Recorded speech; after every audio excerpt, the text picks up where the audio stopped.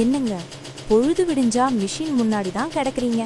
ஆனா மாசம் கடைசியில லாபத்தை விட முதுகு வலி தான் அதிகமா இருக்கா? இதுக்கு காரணம் நீங்க மட்டும் இல்ல, உங்களை சுத்தி இருக்கிற இந்த ஆட்களும் தான். உழைப்புக்கேத்த ஊதியம் இல்ல, நேரத்துக்கு டெலிவரி கொடுக்க முடியல, கஸ்டமர் கிட்ட பேச்சு. இதுதான் உங்க கதையா? தையல் வேலை செஞ்சா காசு பார்க்க முடியாதுன்னு யாராவது சொன்னா அதை நம்பாதீங்க.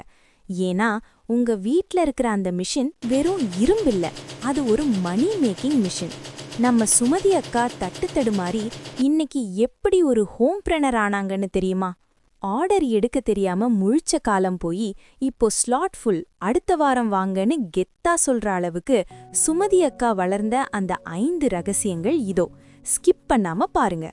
வாசல் கதவை திறந்துகிட்டு மஞ்சுளா அக்கா உள்ள வராங்க. வந்த வேகத்துல ஜாக்கெட்ட சுமதி அக்கா மூஞ்சிக்கு நேரா நீட்டி அந்த மஞ்சுளா அக்கா அவங்க பாணியில கேக்குறாங்க. ஏக்கா சுமதி, இந்த பாரு, நேத்து தச்சு கொடுத்தது. இது என்ன ஜாக்கெட்டா இல்ல பாவாடையா? கழுத்து என்னவோ தொங்குது, கை ரெண்டும் டைட்டா இருக்கு. இன்னைக்கு நைட்டு விசேஷம், இப்போ நான் என்ன பண்ணுவேன்னு ஒரே போடா போடுறாங்க. பாவம் நம்ம சுமதி அக்கா. அக்கா அர்ஜென்ட் அக்கா, நாளைக்கு என் தம்பி கல்யாணம்னு இதே மஞ்சுளா அக்கா வந்து கெஞ்சினப்போ பெத்த குழந்தைகளையும் கவனிக்காம ராத்திரி முழுக்க தூக்கத்தை தொலைச்சு தச்சு கொடுத்தாங்க. ஆனா இப்போ அவங்களுக்கு கிடைச்சது என்னவோ பாராட்டில்லைங்க, இந்த வசவுதான். சரி, திட்டினதுதான் திட்டினாங்க, காசையாவது கொடுத்தாங்களா? அதுதான் இல்ல. மஞ்சுளா அக்கா கிளம்பும்போது அப்படியே கேஷுவலா சொல்றாங்க. சரி அக்கா, இத பிரிச்சு சரி பண்ணி வை, விசேஷம் முடிஞ்சு வரும்போது காசு தர்றேன். இப்போ அவசரத்துல பர்ஸ எடுக்காம வந்துட்டேன் அப்படின்னு சொல்லிட்டு ஒரு நழுவல். பாத்தீங்களா, வேலை வாங்குறதுல காட்டுற வேகம் காசு குடுக்கறதுல வரதில்ல. நாளைக்கு தரேன்னு சொல்லிட்டு போறவங்க அப்புறம் அந்த பக்கமே வரமாட்டாங்க. சுமதி அக்காவுக்கு அழுகையே வந்துடுச்சு. ஆனா இதுக்கெல்லாம் காரணம் சுமதியோட கைவேலை மேல இருக்கிற தப்பு இல்லைங்க, அவங்க இந்த பிசினஸ கையாண்ட விதம் தான் தப்பு. உழைப்பு அதிகமா இருக்கு, ஆனா கைக்கு காசு வர மாட்டேங்குது. இந்த நிலைமைய சுமதி அக்கா எப்படி மாத்துனாங்க? அந்த ஒரு டேர்னிங் பாயிண்ட் என்ன? அதத்தான் நாம இப்போ பார்க்க போறோம். மஞ்சளா அக்கா போனதுக்கப்புறம் சுமதி அக்கா அப்படியே மிஷின் மேல தலை சாச்சு உட்கார்ந்திருக்காங்க. அப்போதான் அவங்க மனசுக்குள்ள ஒரு பொறி தட்டுது. எல்லாத்தையும் தச்சா நாம வெறும் தையல்காரர் தான்.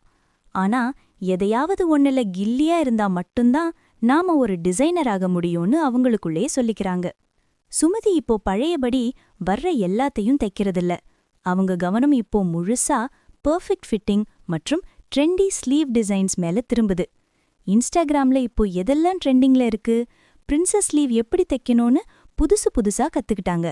இத பார்த்த சுமதி அக்காவோட ஹஸ்பண்ட் செல்வம் அப்படியே ஆச்சரியத்துல உறைஞ்சு போய் நிக்கிறாரு. ஜாக்கெட்ல இருக்கிற அந்த ஃபினிஷிங்கையும் டிசைனையும் பார்த்தவரு அப்படியே சுமதிய பார்த்து கேக்குறாரு, என்ன சுமதி, நிஜமாவே இது நம்ம பழைய ஜுக்கி மிஷின்ல தச்சது தானா?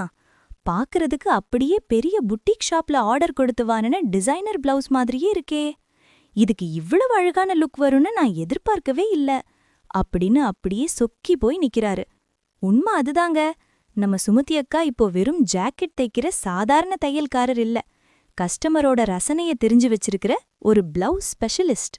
பாத்தீங்களா, ஆல் இன் ஒன்னு எல்லாத்துலயும் கை வச்சு நேரத்தை வீணடிக்காம ஒரே ஒரு விஷயத்துல ஸ்பெஷலிஸ்ட் ஆனாங்க. இப்போ அந்த ஏரியாவில் டிசைனர் பிளவுஸ்னா அது சுமதி தான்னு ஒரு பிராண்டே கிரியேட் பண்ணிட்டாங்க. நீங்களும் உங்களை ஒரு ஸ்பெஷலிஸ்ட்னு அடையாளப்படுத்த ரெடியா?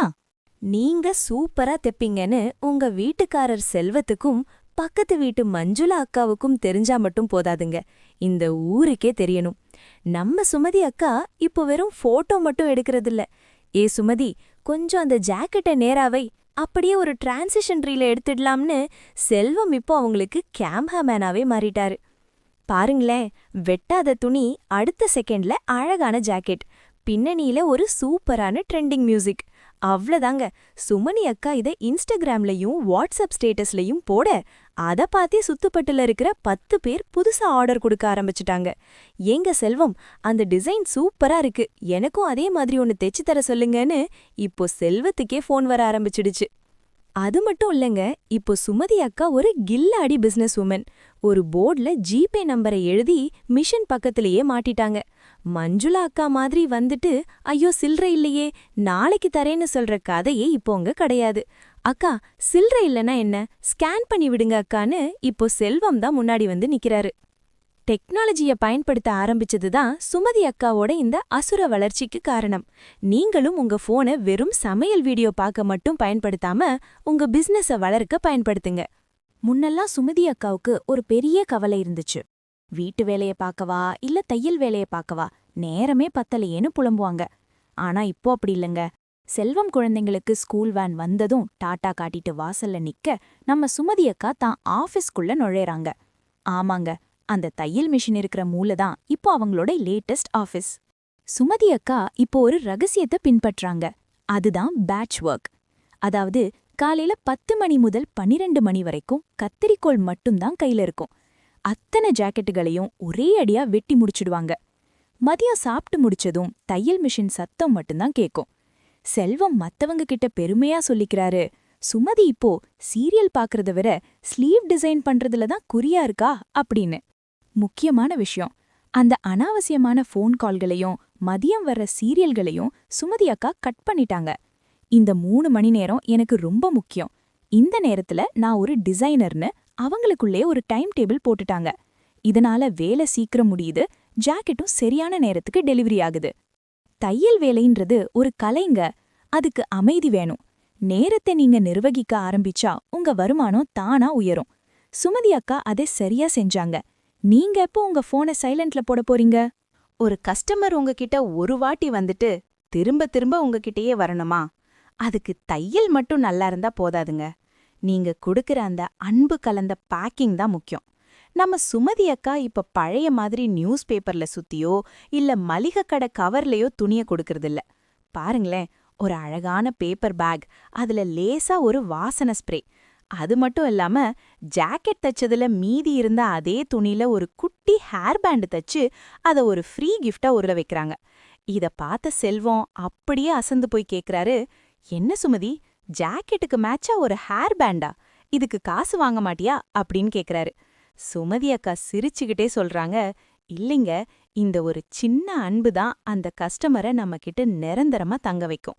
மஞ்சுளா அக்கா ஜாக்கெட்டை வாங்கும்போது அந்த வாசனைக்கும் அந்த குட்டி ஹேர் பேண்டுக்கும் மயங்கி போய், அக்கா அடுத்த ஜாக்கெட்டும் உன்கிட்ட தான் கொடுப்பேன் அப்படின்னு சொல்லிட்டு போறாங்க. இதுதாங்க கஸ்டமர் லாயல்டி. பாத்தீங்களா, நீங்க கொடுக்கற அந்த 5 ரூபாய் மதிப்புள்ள ஹேர் பேண்ட் உங்களுக்கு 500 ரூபாய் மதிப்புள்ள ஒரு நிரந்தர வாடிக்கையாளரை உருவாக்கி தரும். உங்க பேக்கிங் இப்போ எப்படி இருக்கு? நாம பண்ற தையல் வேலை ஒரு சேவை கிடையாதுங்க, அது ஒரு பிசினஸ். அக்கா, தெரிஞ்சவங்க தானே, காசு அப்புறம் வாங்கிக்கோ. இந்த ஒரு வார்த்தை தான் உங்க பிசினஸோட முதல் எதிரி. ஆனா நம்ம சுமதி அக்கா இப்போ அந்த தப்ப பண்றதே இல்ல. மஞ்சுளா அக்கா துணியை கொடுத்துட்டு மெதுவா ஆரம்பிக்கிறாங்க. அக்கா சுமதி, இந்தா துணி, தச்சு வச்சிரு, காசு ஜாக்கெட் வாங்கும்போது தர்றேன் அப்படின்னு சொன்னதும் நம்ம சுமதி அக்கா இப்போ ரொம்ப தெளிவா பதில் சொல்றாங்க.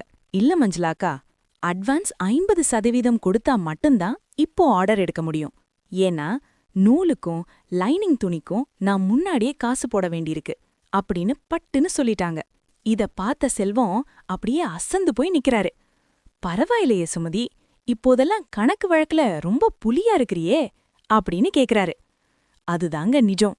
உங்க தையல் கூலியோட சேர்த்து நூல் செலவு, கரண்ட் பில், உங்க நேரத்தோட மதிப்பு, இதையெல்லாம் கணக்கு பண்ணி சரியான விலை வைங்க.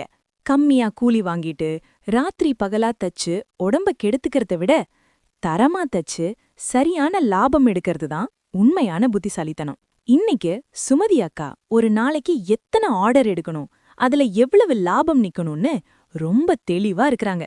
ஞாபகம் வச்சுக்கோங்க, உங்க உழைப்ப நீங்க மதிச்சா மட்டும்தான் இந்த உலகம் உங்களை மதிக்கும். அட்வான்ஸ் வாங்க தயங்காதீங்க, கணக்கு பார்க்க சோம்பேறிப்படாதீங்க. பாத்தீங்களா, ஆரம்பத்துல மஞ்சுளா அக்கா கிட்ட பேச்சு வாங்கின அதே சுமதி அக்கா தான் இன்னைக்கு ஒரு புது பவர் மிஷின் முன்னாடி பிசினஸ் உமனா கெட்டா நிக்கிறாங்க. இப்போ செல்வம் மத்தவங்க கிட்ட சொல்லும்போது, என் வைஃப் ஒரு ஃபேஷன் டிசைனர்னு காலரை தூக்கி விட்டு பெருமையா சொல்றாரு. முறையான திட்டமிடலோட சுமதி அக்காவால சாதிக்க முடியுதுன்னா நிச்சயம் உங்களாலையும் முடியும். திறமை இருக்கு, இப்போ ஐடியாவும் கிடைச்சிருச்சு. அப்புறம் என்னங்க, தயக்கத்தை ஓரமா வைங்க, மெஷின்ல இருக்கிற தூசிய தட்டுங்க, தைக்க ஆரம்பிங்க. உலகம் உங்களுக்காக காத்துட்டு இருக்கு. இந்த 5 டிப்ஸ்ல உங்களுக்கு எது பிடிச்சிருந்தது? உங்க பிசினஸ்ல இருக்கிற பிரச்சனைகளை கமெண்ட்ல சொல்லுங்க. இந்த வீடியோ உங்களுக்கு பிடிச்சிருந்தா ஒரு லைக்க தட்டி விட்டுட்டு ஹைப் கொடுங்க. மறக்காம சப்ஸ்கிரைப்